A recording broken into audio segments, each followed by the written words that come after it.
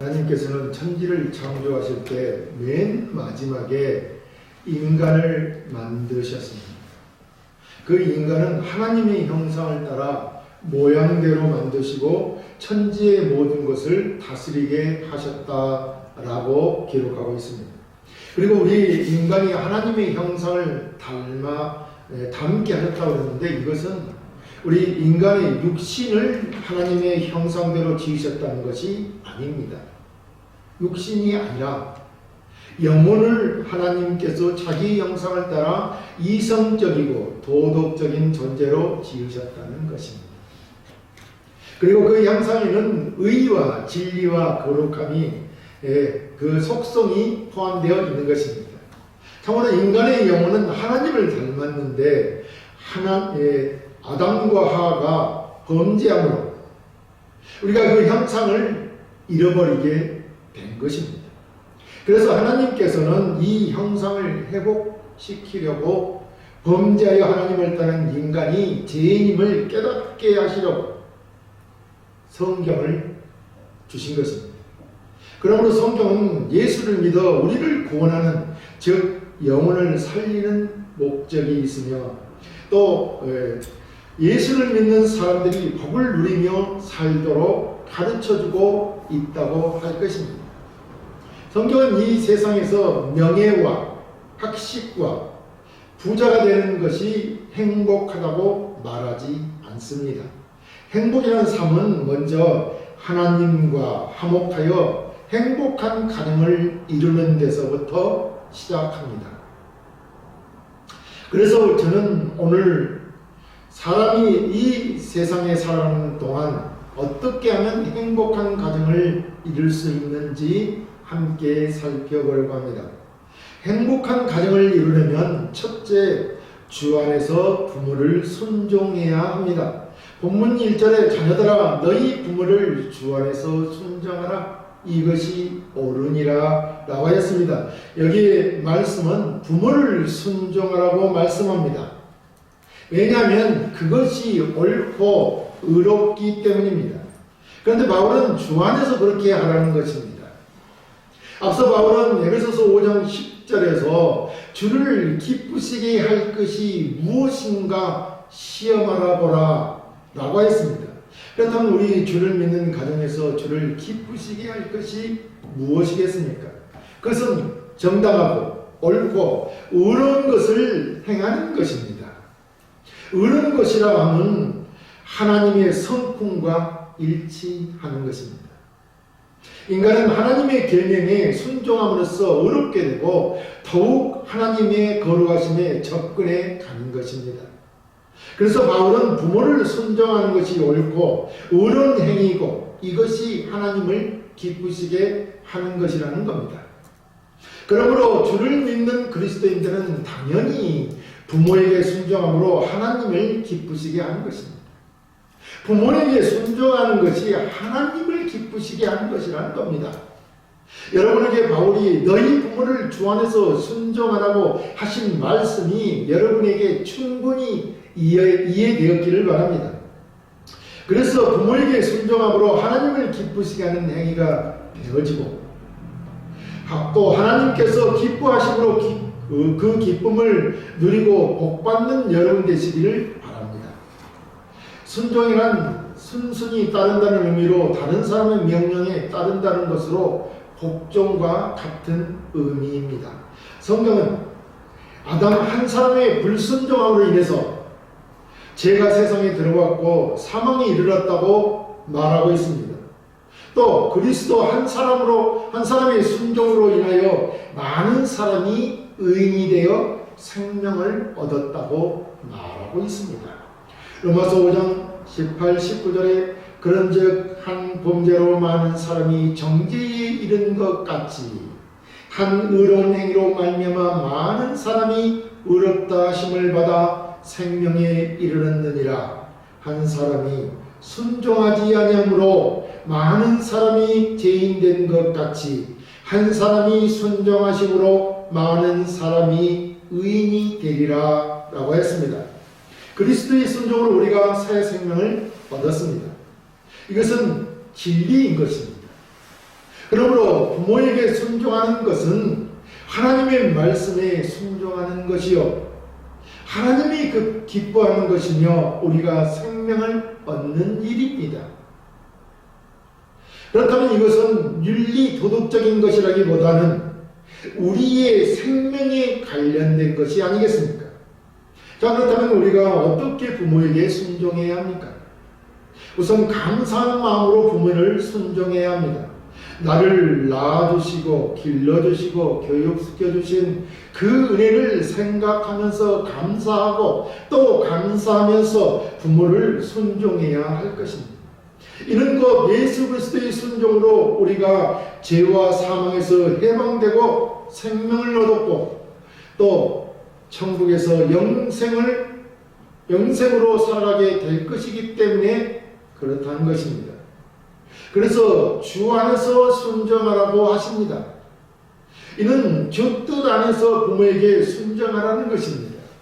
왜냐하면 우리 인생이 가야 할 길은 우리 인생의 목적은 곧 천국을 가는 것이기 때문입니다. 천국에서 영생복락하는 것이 우리 인생의 목적이라는 것입니다. 그런데 그 천국을 가는 길이 바로 한 길밖에 없기 때문입니다. 예수님이 말씀하셨습니다. 내가 곧 길이요 진리요 생명이니 나를 말미암지 않고는 아버지께로 올 자가 없느니라. 예수 그리스도만이 참된 길이요 생명의 길이요 천국 가는 길이기 때문입니다. 우리가 아무리 부모에게 순종한다 하여도 그 부모를 지옥 가게 하는 것이라면 무슨 소용이 있겠습니까? 그러므로 불신 부모님이 계시면 어떻게든 먼저 전도하여 천국 가게 해야 하는 것이 옳지 않겠습니까? 자식된 도리로서 가장 먼저 해야 될 일이 부모를 천국 가게 하는 일이요 그것이 자식된 도리의 첫 번째 할 일이라는 것입니다. 이것이 인생의 참된 길이요 천국 길이라고 말씀드리고 있습니다. 우리의 부모가 천국 가는 길로 인도하는 여러분 오늘 어버이 주일이 되시기를 바랍니다. 행복한 가정을 이루려면 두 번째, 주 안에서 부모를 공경해야 합니다.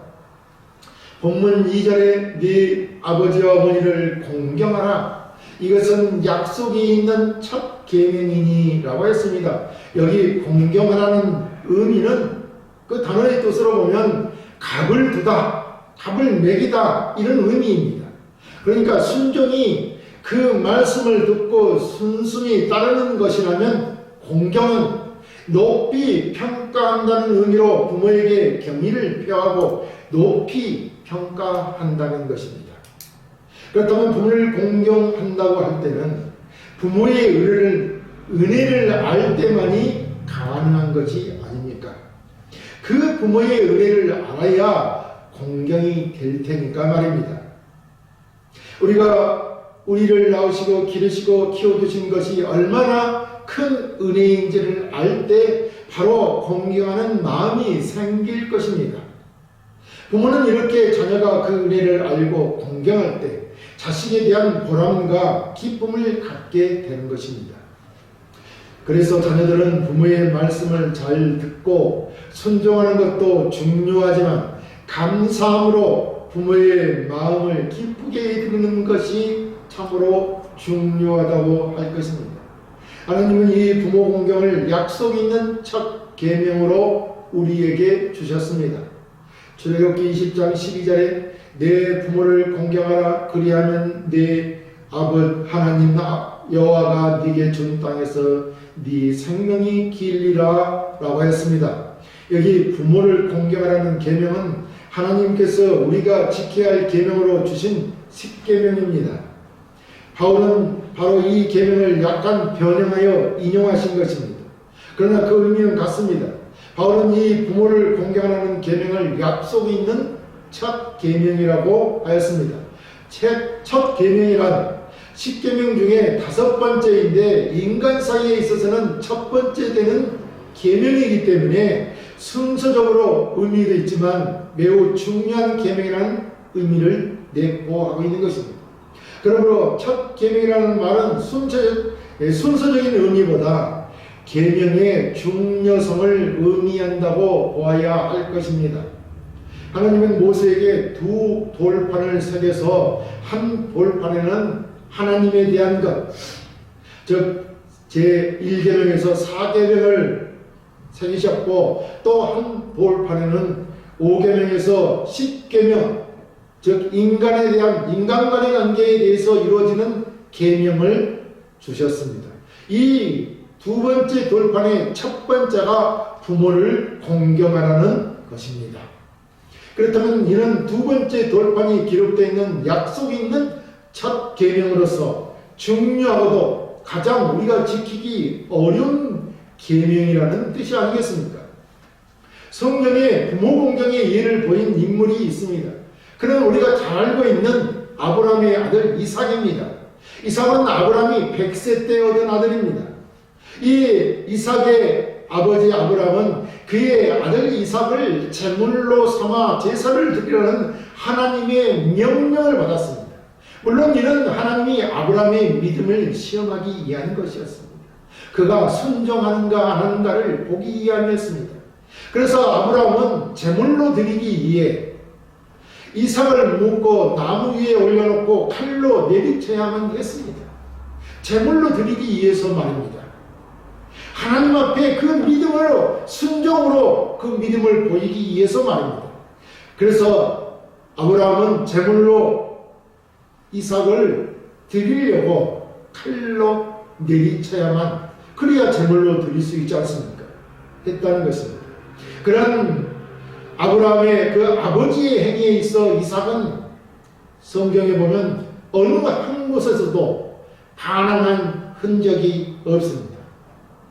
힘으로야 늙은 노부인 아버지 아브라함을 얼마든지 밀치고 달아날 수 있으며 반항할 수 있었을 것입니다. 그렇지만 반항한 아무런 흔적이 성경에는 없다는 것입니다. 왜 그렇습니까? 그것은 아버지께 순종하였고 또 부모를 공경하였기 때문입니다. 그래서 우리는 이삭을 예수 그리스도의 모형으로 보고 있는 것입니다. 예수님도 하나님 아버지 앞에 온전히 순종함으로 인해서 자기 목숨을 내놓음으로 인해서 우리를 구원하여 주셨지 않습니까?